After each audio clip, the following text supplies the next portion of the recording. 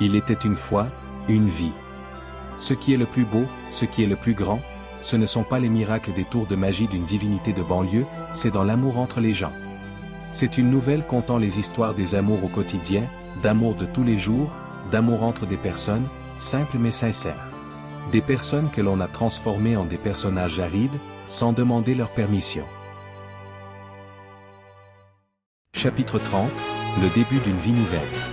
Après avoir résidé un temps chez Aweda et Zoskal, Yeshua, qui était complètement rétabli de ses blessures, décida qu'il était plus que temps de dire adieu à leurs hôtes bienveillants. Yeshua portait en permanence des bandages légers sur ses mains et ses pieds afin de masquer les trous. Inutile d'attirer l'attention des gens sur lui. Joseph, par l'intermédiaire de ses contacts, leur avait acheté une terre à quelques heures d'Aksum dans la savane éthiopienne, une terre à moutons où Yeshua pourra effectuer son métier de menuisier et la famille y élever des moutons pour leur laine. Et c'est ainsi que la nouvelle vie de Yeshua débuta pour lui et sa famille en Éthiopie, une vie simple et loin de la foule. Fini le personnage divin, il pouvait maintenant vivre sa pleine vie de personne humaine, Yeshua ben Yosef, et avec sa tendre épouse Myriam. Sur la route de la savane, la grand-mère Myriam leur posa une question. Dis Yeshua, à quand mon premier petit enfant? Yeshua répondit avec un sourire en coin tout en regardant Myriam tendrement. Tu veux dire, pour quand est prévue la naissance de Yehuda? La mère de Yeshua comprit aussitôt et sauta dans les bras de son fils de bonheur. Comme c'était la jeune Myriam qui conduisait la charrette, la grand-mère lui jeta un regard plein de reconnaissance et lui demanda. Pour quand l'accouchement est-il prévu? D'ici le début de cet hiver. Yeshua enchaîna alors en riant. Et cet enfant ne naîtra pas dans la paille. Oh que non!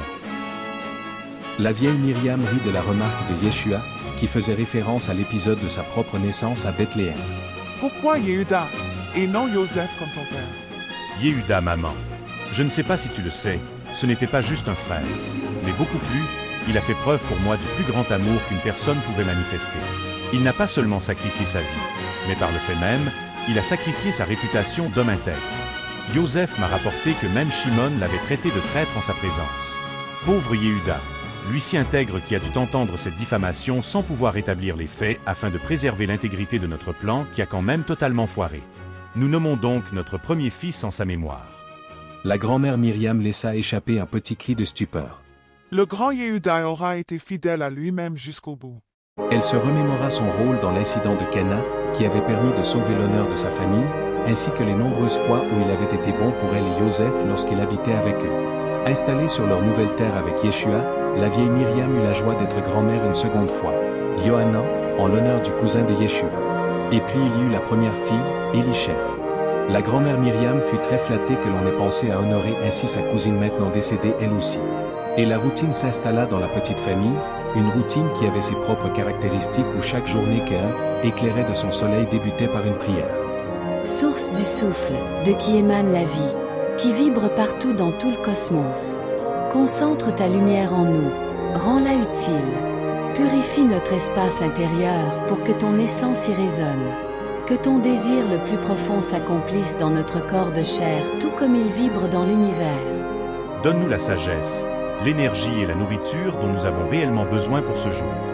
Dénoue les fils emmêlés de nos fautes passées qui nous emprisonnent, au fur et à mesure que nous coupons les cordes de la rancune envers les autres. Ne nous laisse pas nous égarer dans des illusions matérielles ou des doutes futiles, mais libère-nous de l'erreur et de ce qui nous freine. Amen. Yeshua travaillait le bois, et la famille tondait les moutons pour en préparer une laine de grande qualité. La visite au marché était synonyme de joie, car en plus de pouvoir écouler les meubles fabriqués pendant l'année par Yeshua ainsi que la laine récoltée sur les moutons, la jeune Myriam en profitait pour faire les achats pour les besoins de l'année, avec toujours quelques friandises pour les enfants qui ne cessaient de s'étonner en les recevant. Yeshua en profitait pour faire la fête avec ses amis Aweda et Zoskal lorsqu'ils se rencontraient au marché de la cité d'Aksum.